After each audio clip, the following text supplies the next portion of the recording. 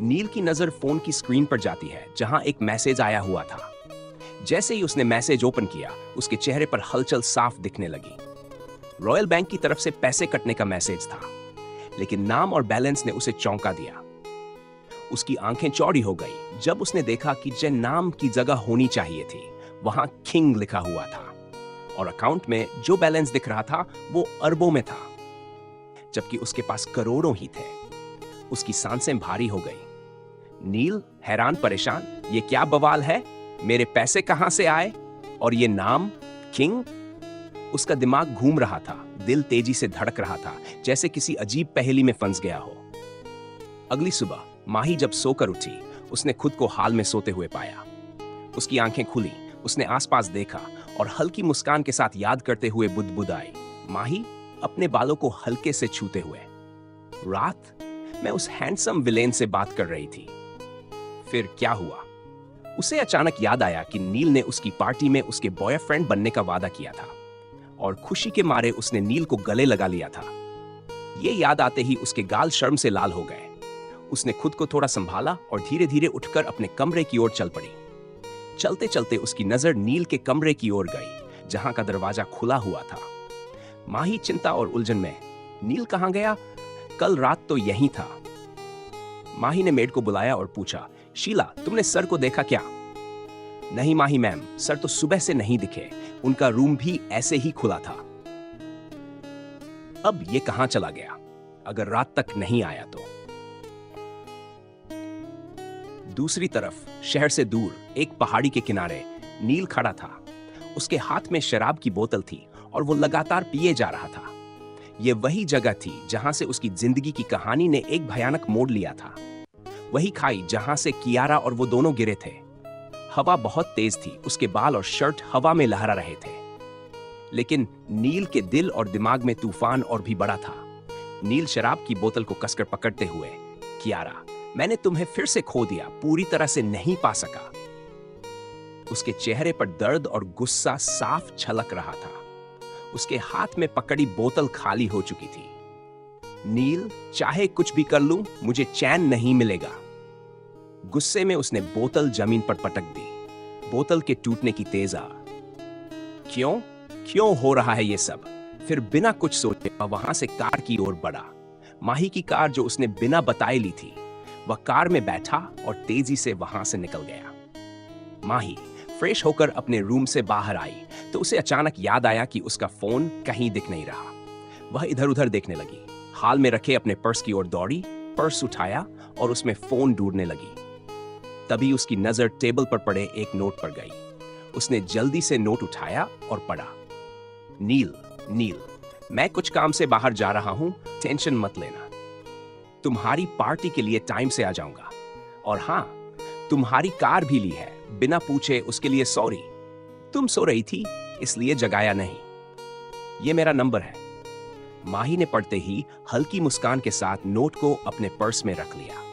उसकी आंखों में एक चमक आ गई, जैसे सब सही हो जाएगा। उसने नील का नंबर हैंडसम विलेन के नाम से सेव किया और अपने ऑफिस के लिए निकल गई। दूसरी तरफ नील तेजी से ड्राइव कर रहा था। थोड़ी ही देर में उसकी कार एक बड़ी बिल्डिंग के सामने रुकी। उसने कार पार्किंग में लगाई, हाथ में एक पोली बैग लिया और बिल्डिंग के अंदर चला गया। लिफ्ट में जाकर उसने बटन दबाया। नील मन ही मन सुन, उसका फ्लैट कौन से फ्लोर पर था?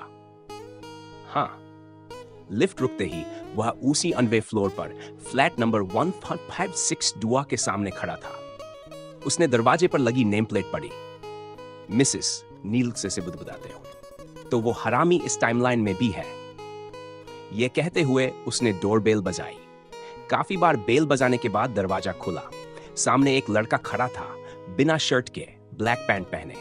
नील ने उसे देखा और मन ही मन हंसते हुए कहा, नील, टाइम, दुनिया या यूनिवर्स कुछ भी बदल जाए, पर यह बंदा कभी नहीं बदलेगा। अभिषेक दरवाजे पर खड़ा था और नील को देखकर हल्की सी उलझन उसके चेहरे पर थी।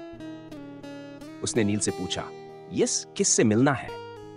नील ने एक सधी हुई मुस्कान के साथ अभिषेक को साइड करते हुए अंदर कदम रखा और सीधे सोफे पर बैठते हुए बोला, तेरे से ही मिलना है।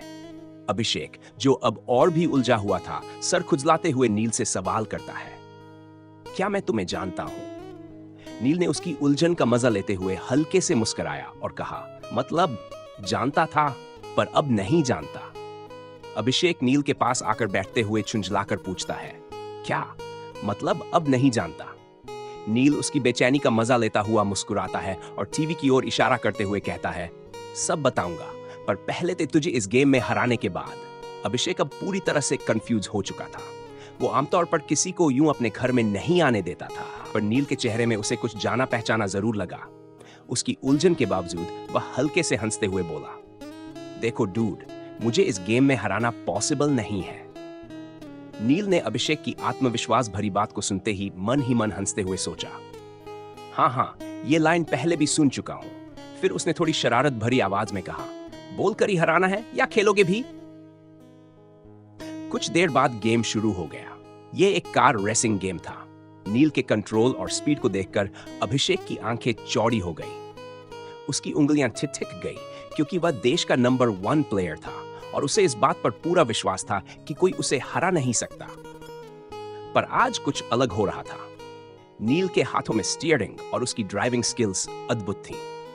रेस के आखिरी लम्हों में जब अभिषेक को लगा कि वो जीतने ही वाला है, नील ने अचानक एक हैरत अंगेज स्टंट किया।